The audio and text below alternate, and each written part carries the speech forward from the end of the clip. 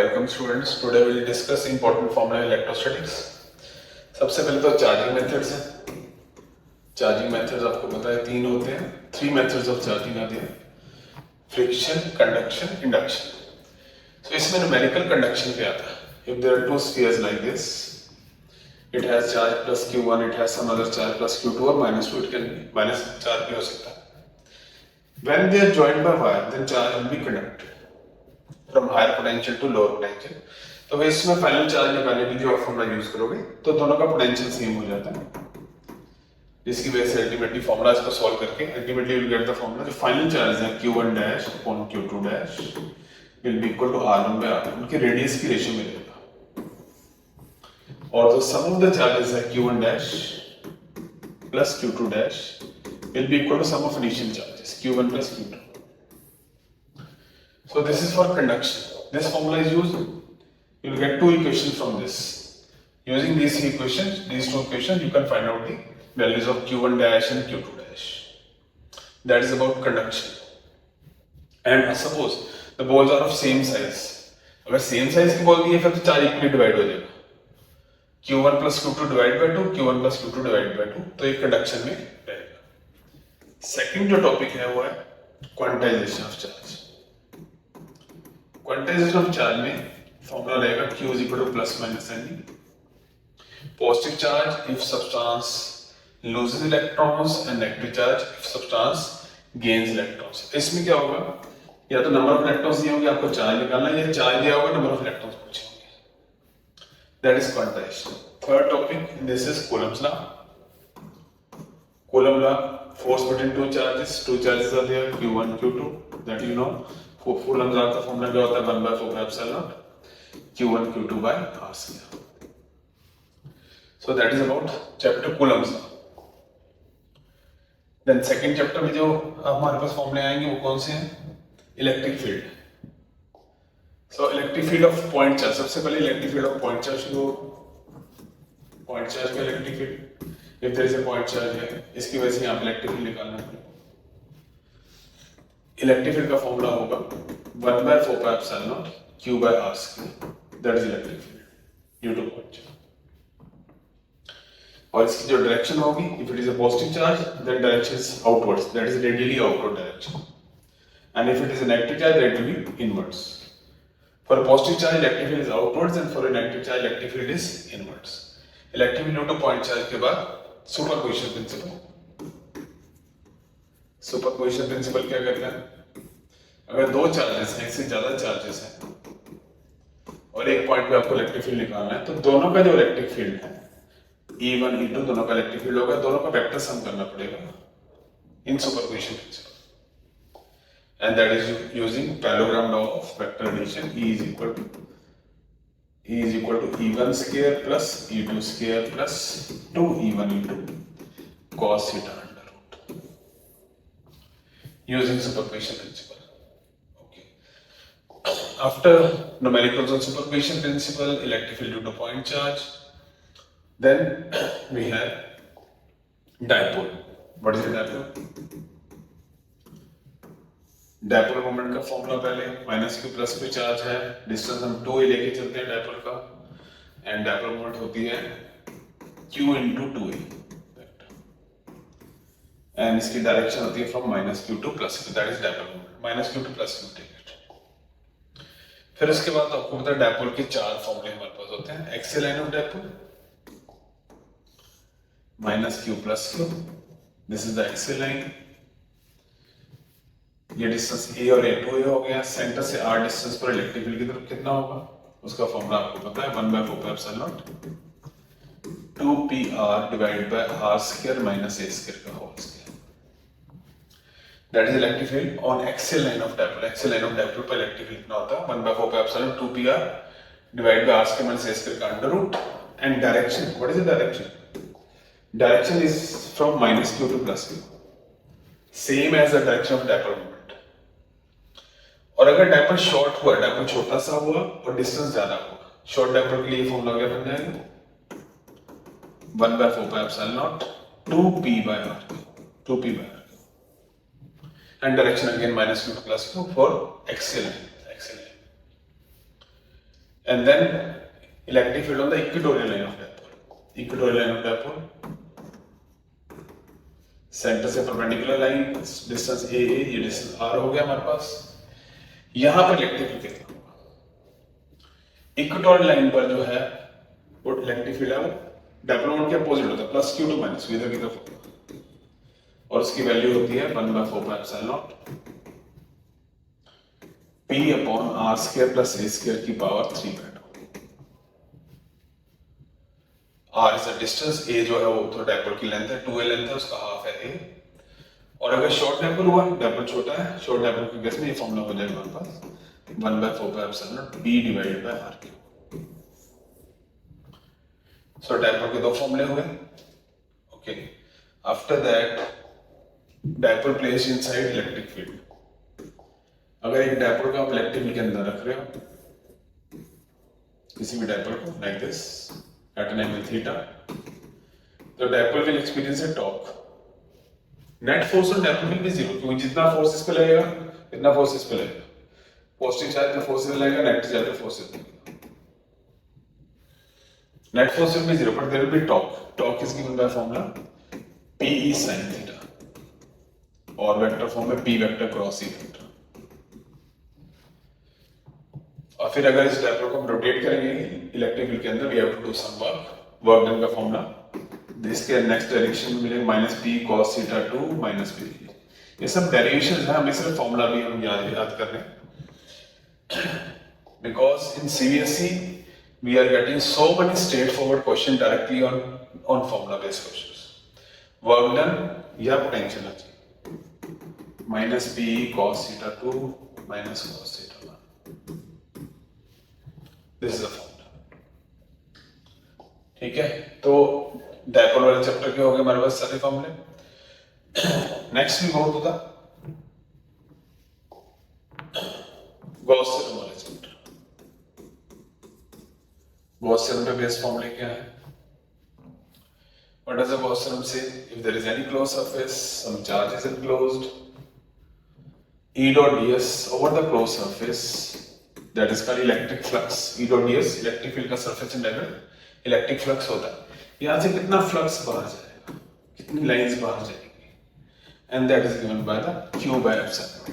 q/ε0 का basically electric flux का formula E vector dot A vector भी ले सकते हो अगर इलेक्ट्रिक फील्ड कांस्टेंट है, तो अगर वेरिएबल है फिर हमें ये फ्लक्स का फॉर्मूला होता है।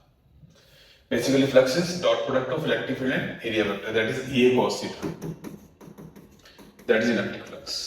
और अगर क्लोज सरफेस लेके चले तो it will equal to q/ε0।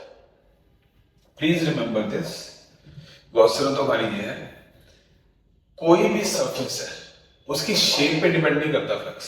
अगर हम इस सरफेस को बड़ा भी करते हैं, सपोज एक बड़ा सा सरफेस लेके वही चार्ज है, even then the flux will remain same. Flux का साइज से कोई लिंक नहीं है, रेडियस से कोई लिंक नहीं, सिर्फ अंदर पड़े हुए चार्ज के साथ लिंक है। That is about Gauss theorem. अब फिर गॉस थ्योरम से जो हम डेरिवेशंस करते हैं, एक तो लाइन चार्ज की डेरिवेशन, लाइन चार्ज की डेरिवेशन करते हैं। तो लाइन चार्ज हमारे पास, लाइन चार्ज का जो इलेक्ट्रिक फील्ड है इसके परपेंडिकुलर इधर की तरफ जाता है, राइट की तरफ, इधर लेफ्ट की तरफ। किसी भी पॉइंट पे इलेक्ट्रिक फील्ड निकालना है r डिस्टेंस पे, तो उसका आंसर हमारा आता है लाइन चार्ज में 1/2πε0 λ/r। That is for line charge. Then infinite sheet, infinite sheet में क्या होगा?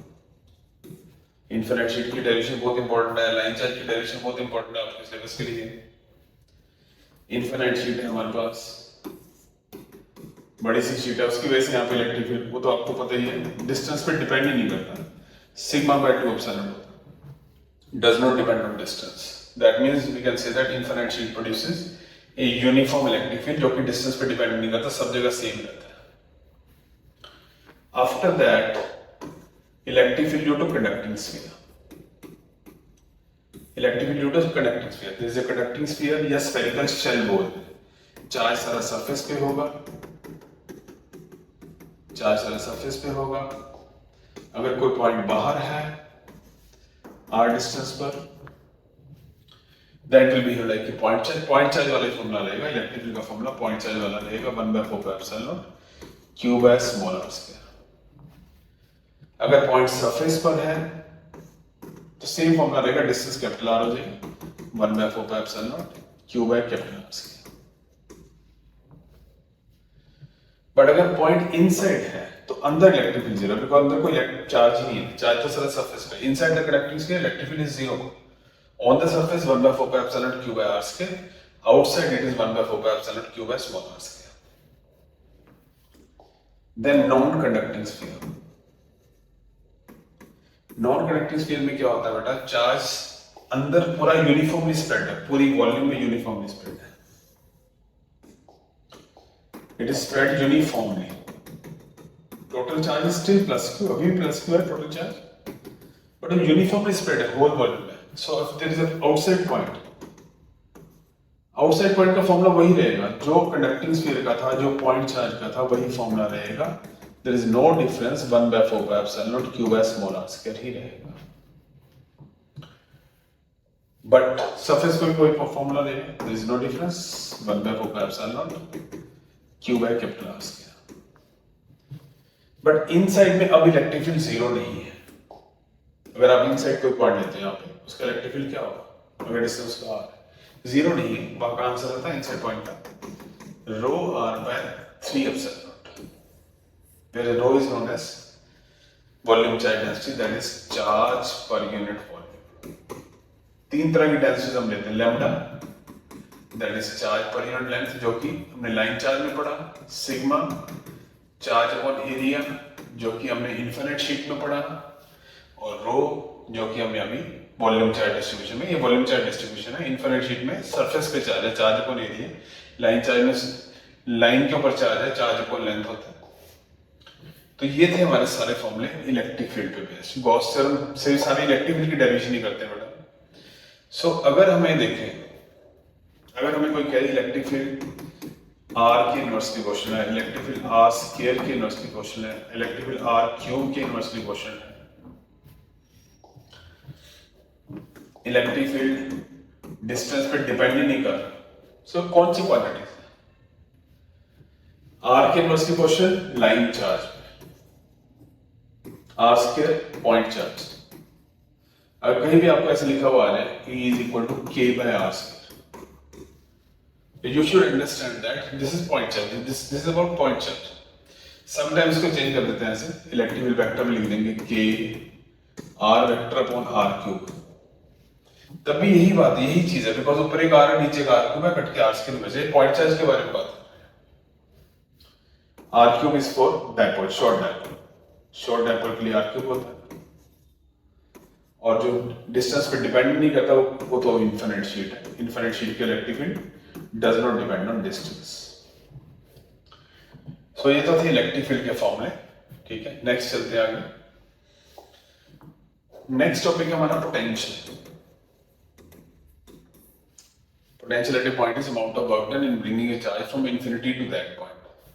पोटेंशियल का फॉर्मूला, बेसिक फॉर्मूला तो है, that is work done per unit charge, it is work done per unit charge,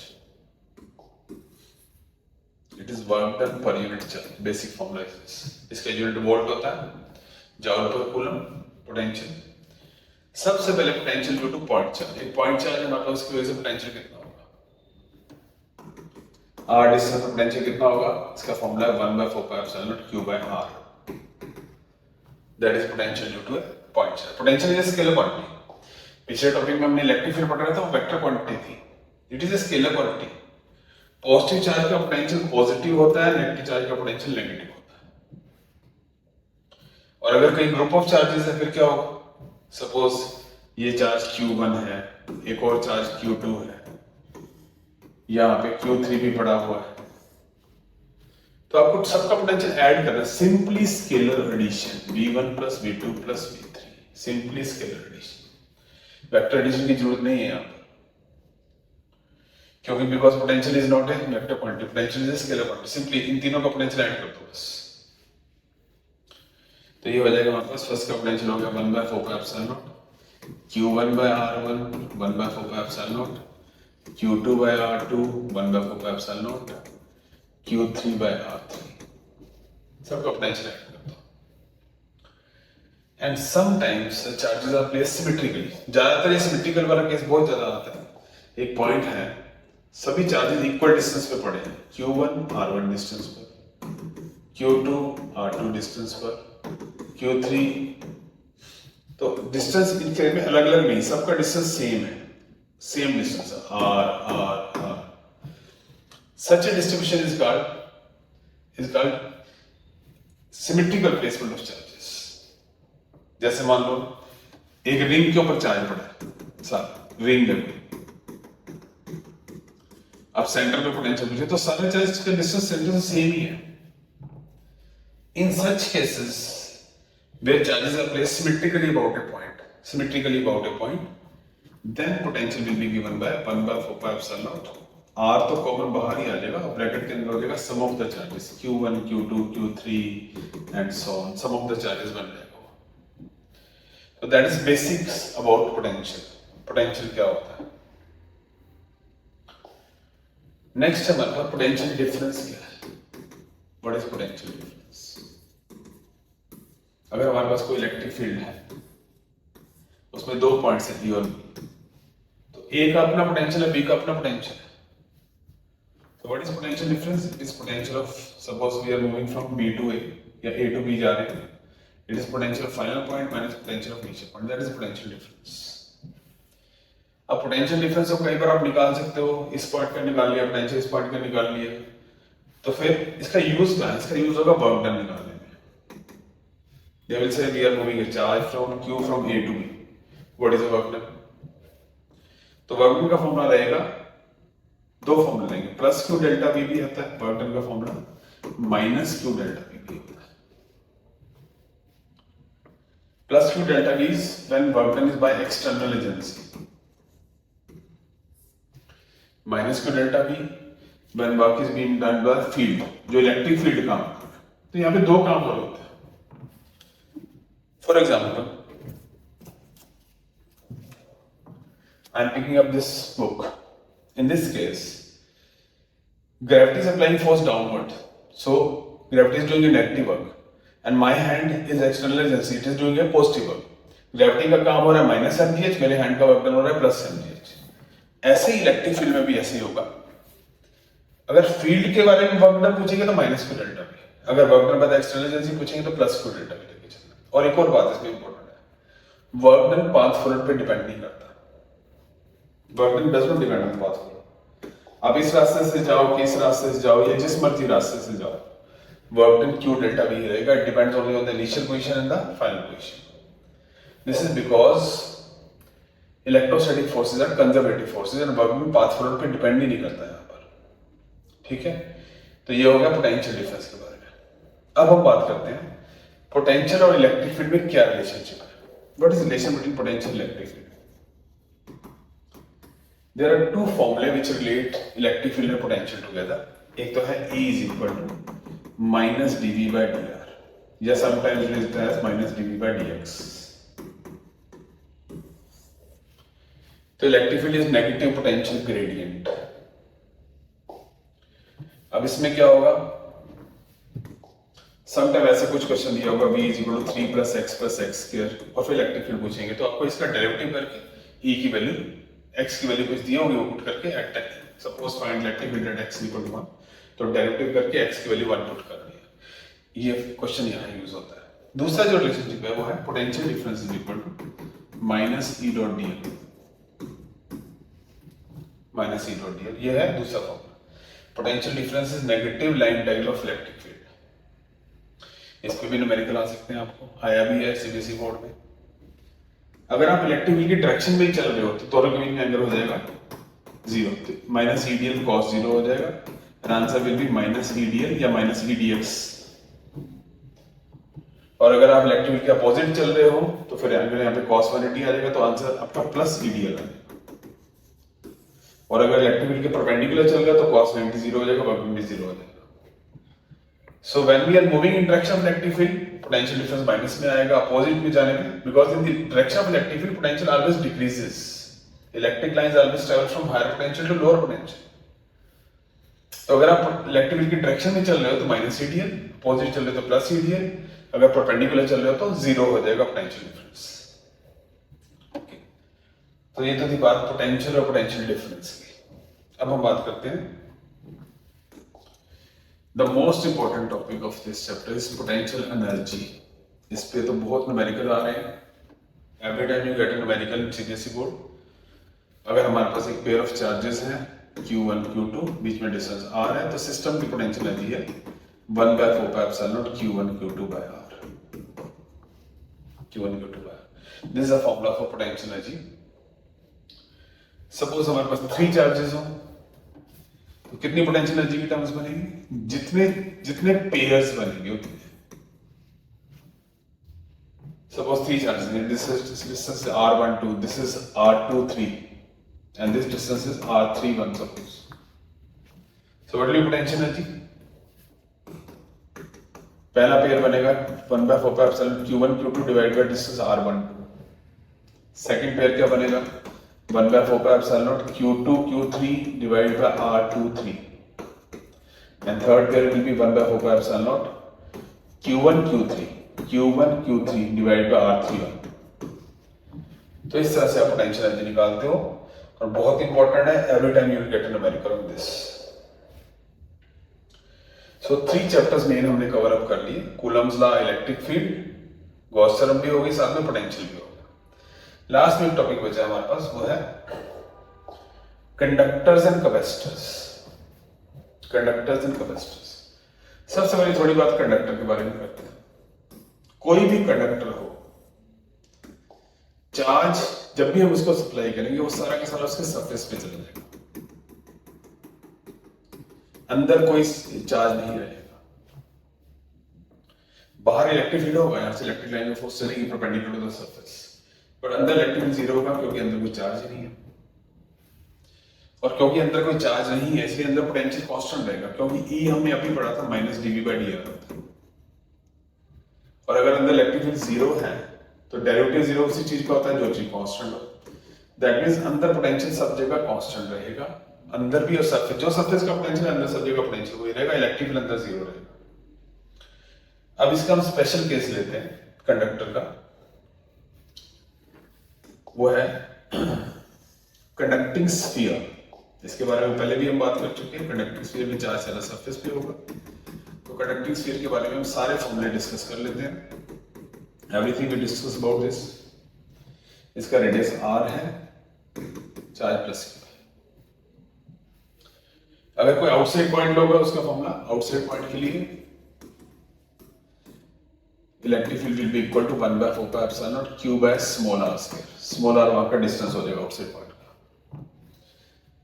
and potential will be 1/4πε0 Q/r outside point के लिए। बिल्कुल point charge वाले फॉर्मूले लेंगे, सारे इलेक्ट्रिक फील्ड की पोटेंशियल की। अगर ऑन द सरफेस है तब भी ये बिहेवियर रहेगा। On the surface electric field will be 1/4πε0 Q/R²। Capital R उसका रेडियस है, 1/4πε0 Q/R पोटेंशियल, सेम फॉर्मूला रहेगा। पॉइंट चार्ज वाली फॉर्मूला है, but for inside point what is for conducting sphere? Conducting sphere में बहुत क्वेश्चन आते हैं।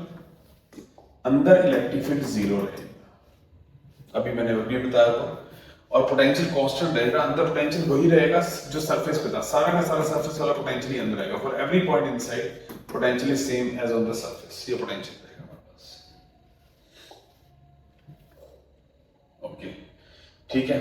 एक और चीज रहेगी हमारे पास, पोटेंशियल हो गया सरफेस वाला, एक चीज रहेगी surface charge density. What is surface charge density? Sigma for conducting sphere. Charge को एरिया होता है, चार्ज है इसका प्लस Q, और एरिया ऑफ द स्फीयर होता है 4πR²। This is also very important formula used in many numericals. Surface charge density is charge upon area of the sphere. तो ये कंडक्टिंग स्फीयर के बारे में बात हो गई। अब हम चलते हैं आगे कैपेसिटर्स पे। कैपेसिटर्स बेसिक फॉर्मूला तो आपको पता है, Q = CV होता है, फिर C इज कॉल्ड कैपेसिटी। तो ये तो न्यूमेरिकल में सबसे ज्यादा यूज होने वाला फॉर्मूला है, Q = CV। ठीक है, फिर आ गया हमारे पास parallel plate capacitor. Parallel plate capacitor, अगर हमारे पास एक कैपेसिटर है पैरेलल प्लेट, एक प्लेट पे पॉजिटिव चार्ज है, एक प्लेट पे नेगेटिव चार्ज है, distance between the plates d है, एरिया ऑफ प्लेट्स a है। तो डेरिवेशन आप करते हो, आपको पता है कैपेसिटी का फॉर्मूला हो जाएगा epsilon naught a by d। Capacity is epsilon naught a by d parallel plate capacitor में। इसी पैरेलल प्लेट कैपेसिटर में अगर हमने कोई मीडियम फिल कर दिया, फील्ड मीडियम,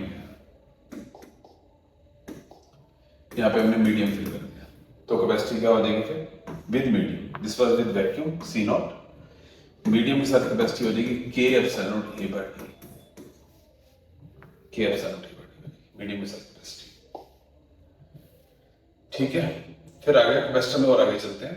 पहले तो विदाउट मीडियम, एयर मीडियम, फिर पूरा मीडियम फिल करने के बाद कैपेसिटी ये हो जाएगी। अगर मीडियम फिल तो किया पर पूरी तरह से फिल नहीं किया, पार्शियल फिलिंग किया, फिर क्या होगा? तो उसके आपको दो केस पढ़े हुए आप लोगों ने, एक होता है डाइलेक्ट्रिक स्लैब फिलिंग, एक होती है कंडक्टिंग स्लैब की फिलिंग। डाइलेक्ट्रिक स्लैब की फिलिंग में क्या होगा, ये हमारे पास पैरेलल प्लेट कैपेसिटर है, डिस्टेंस d है, यहाँ पॉजिटिव चार्ज या नेगेटिव चार्ज, बीच में हमने स्लैब डाल दी dielectric slab, thickness t and constant k। तो जो कैपेसिटी होगी with dielectric slab becomes epsilon naught a divided by d minus t plus t by k। ये आपको डेरिवेशन भी है, इसकी डेरिवेशन भी करनी है, डाइलेक्ट्रिक स्लैब इंट्रोड्यूस की इंपॉर्टेंट डेरिवेशन है। और अगर कंडक्टिंग स्लैब डाल दी फिर क्या होगा, प्लस माइनस एक कंडक्टिंग स्लैब डाल दी हमने, ऑब्वियसली मेटल की बनी होगी जिसका k इंफिनिटी होता है मेटल, इसकी थिकनेस t है, टोटल डिस्टेंस d है। तो कंडक्टिंग स्लैब के केस में हो जाएगी capacity epsilon naught a divided by d minus t। तो एक बार फिर देख लीजिए, without any medium epsilon naught a by d, पूरा मीडियम कर दिया k epsilon naught a by d, dielectric slab डाल दी epsilon naught a divided by d minus t plus t by k, conducting slab डाल दी epsilon naught a divided by d minus t। Then further cases,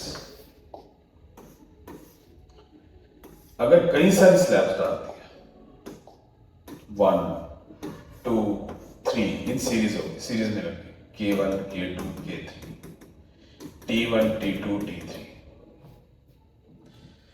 series में slab लगी, तो capacity का formula हो जाएगा epsilon naught a divided by d होता है, d की जगह आ जाएगा t1 by k1 plus t2 by k2 plus t3 by k3।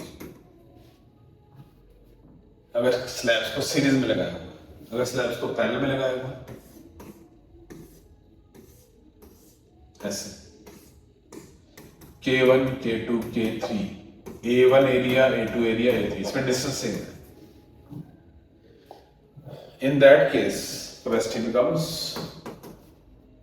epsilon naught by d a1 k1 plus a2 k2 plus a3 k3।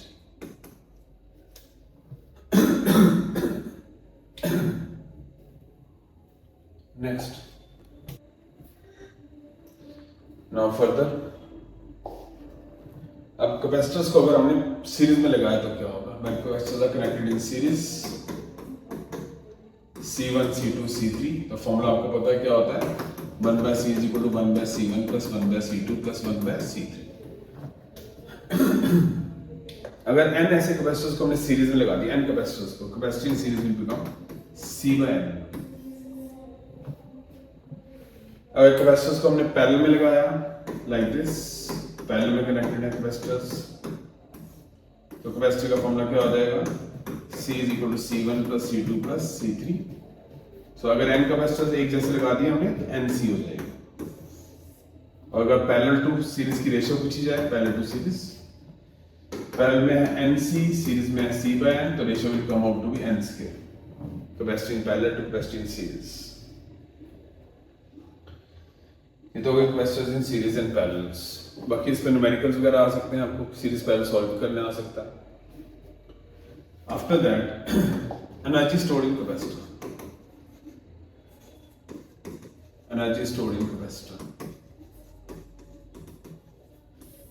एक capacitor है हमारे पास, उसको हम एक बैटरी के साथ लगा के चार्ज कर रहे हैं। जैसे जैसे बैटरी से करंट जा रहा है यहाँ पे चार्जिंग हो रही है, चार्जिंग चल रही है। तो जब पूरी चार्जिंग हो जाएगी, इसकी वोल्टेज, बैटरी की वोल्टेज इसकी कैपेसिटर की पूरी इक्वल हो जाएगी, फुल चार्जिंग हो जाएगी, तो बैटरी जो कैपेसिटर में एनर्जी स्टोर हो जाएगी हाफ सीवी स्क्वायर। बट हमें ये भी पता है Q इक्वल टू CV होता है, तो इसकी हेल्प से हम दो फॉर्मूले और बना सकते हैं। एक आ जाएगा Q स्क्वायर बाय 2C, एक आ जाएगा half QB। That is a formula for energy stored in a capacitor, energy stored in capacitor. ठीक है, एक और बात याद रखनी है, जब बैटरी ने वहां पे चार्ज भेजा Q, तो work done by battery is QB, work done by battery is QB, जबकि यहां पे जाके एनर्जी जो पहुंची वो सिर्फ हाफ QB है। दैट मींस बैटरी ने जो एनर्जी भेजी वो उसकी आधी पहुंची कैपेसिटर के पास, बाकी कहां गई, ये वायर्स गर्म हो गई जिसमें से चार्ज फ्लो हुआ। तो half of the energy from battery goes to capacitor, remaining half is wasted as heat. फिर एनर्जी डेंसिटी क्या होती है? Energy density that is energy stored per unit volume. Energy का फॉर्मूला है half CV square, volume area into distance. So energy density becomes, capacity होती है half epsilon naught A by D, V square A by D, area से area cut गया, half epsilon not V by D का square, but voltage upon distance तो electric field होता है, तो क्या आ जाएगी एनर्जी डेंसिटी का formula, half epsilon not E square. This is a very important formula energy density of capacitor, क्योंकि ये फॉर्मूला सेम का सेम EMFs का फॉर्मूला भी है। एनर्जी डेंसिटी का EMFs की भी यही होती है, और कैपेसिटर की प्लेट्स में एनर्जी हमेशा इलेक्ट्रिक फील्ड की फॉर्म में स्टोर होती है, ध्यान रखना। Energy stored in the form of electric field, that is electric field energy density in the capacitor. Next topic, sharing of charges. Sharing of charges, अगर हमारे पास दो चार्ज कैपेसिटर्स हैं, C1 it is charge to potential V1, C2 charge to potential V2। दोनों charge capacitors को अगर हम उठा करके एक दूसरे के साथ पैरेलल में कनेक्ट कर दें, ऐसे कनेक्ट कर दें पैरेलल में, तो चार्ज फ्लो होगा, एक का पोटेंशियल हाई होगा, चार्ज भी flow from high potential to the lower potential, ultimately दोनों का कॉमन पोटेंशियल आ जाएगा। और कॉमन पोटेंशियल का फॉर्मूला दोनों का है, common potential is C1 V1 plus C2 V2 divide by C1 plus C2। Common potential आएगा, सेम पोटेंशियल भी आ जाएंगे दोनों, बट ऑब्वियसली इसमें क्या होगा, चार्ज फ्लो करेगा वायर्स के थ्रू, तो वायर गर्म हो जाएंगी। There is some loss of energy in this, the loss of energy in this case is half C1 C2 divided by C1 plus C2 V1 minus V2 का whole square, that is the loss of energy in this case. कई बार इसमें question आ सकता है, common potential निकालो, loss of energy निकालो, ये इंपॉर्टेंट फॉर्मूले सारे। Sharing of charges, this is sharing of charges. Last part पे चलते हैं हम, battery connected and disconnected. Battery connected, suppose हमारे पास एक कैपेसिटर है which is connected to battery,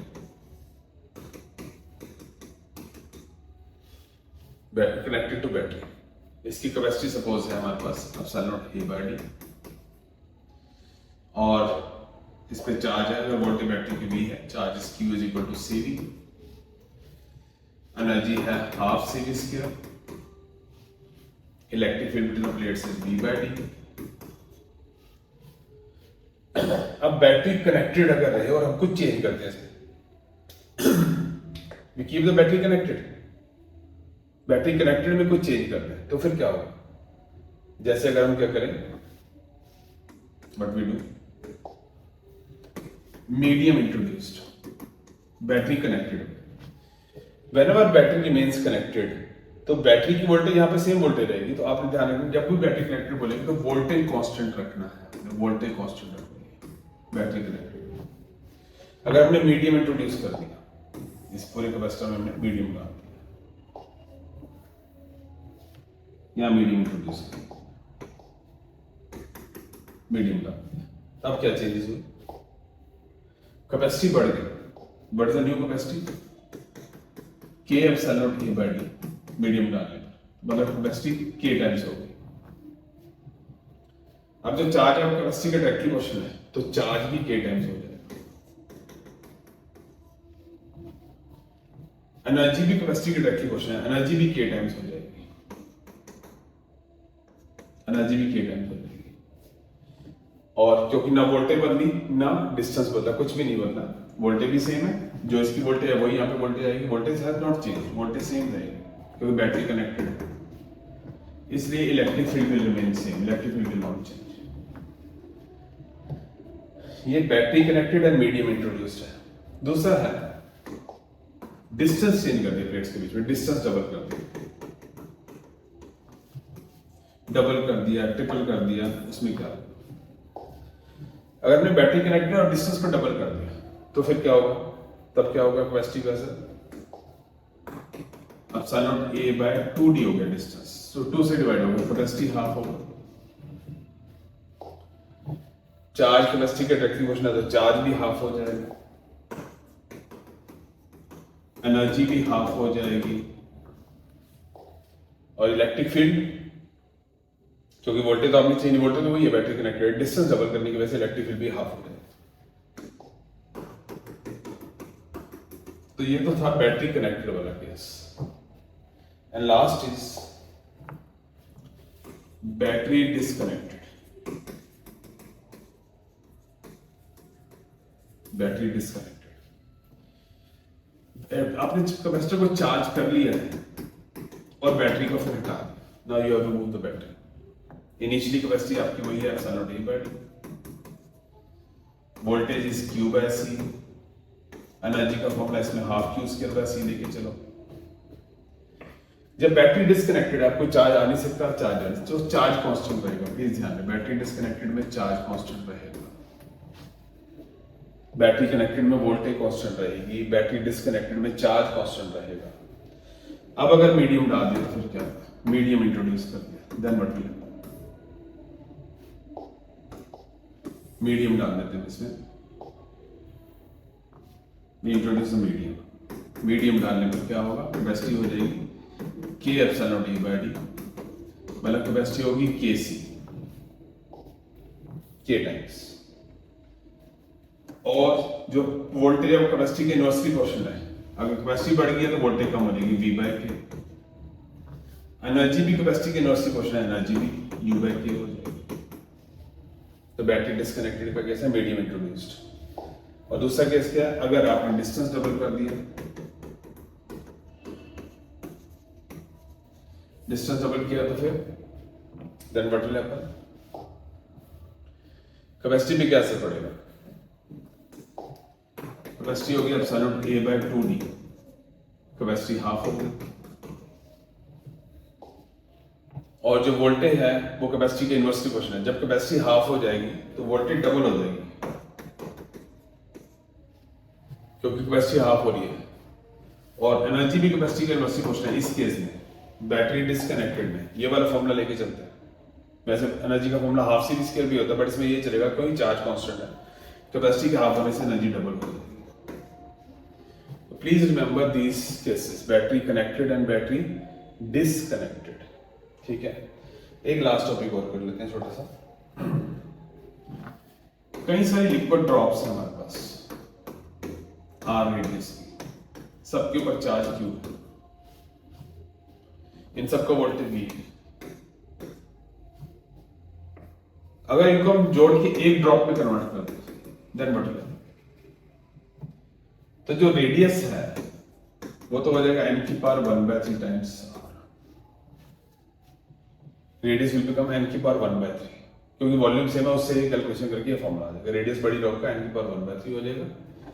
charge can neither be created nor be destroyed, इसके ऊपर जो चार्ज आएगा इन सबके चार्जेस का सम आ जाएगा, वो जो है n3, because charge can neither be created nor be destroyed. और जो वोल्टेज है, जो यहाँ पे voltage, each voltage n⁻⁴ into V, please remember this. So इस तरह से हमारे यूनिट 1 इलेक्ट्रोस्टैटिक्स से सारे फॉर्मूले कंप्लीट हो गए। सो अच्छी तरह से इसको पढ़ो, अगर अच्छा लगे तो सब्सक्राइब करो और लाइक करो। Thank you.